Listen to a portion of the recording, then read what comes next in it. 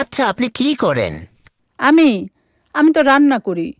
সকালে, দুপুরে, রাইতে সব সময় আমি রান্না করি। সপ্তাহে 7 দিনই আমি রান্ধি। আবার কখনো যদি আমি অসুস্থ হই, তখনও অসুস্থ অবস্থায় আমি রান্না করি। ওষুধ খাওয়ার আগেও রান্না করি, আবার ওষুধ খাওয়ার পরেও রান্না করি। রানতে রানতে যদি আমার কলিজা ফুসফুস বাইর হইয়াও যায়, তবুও আমি রান্ধি।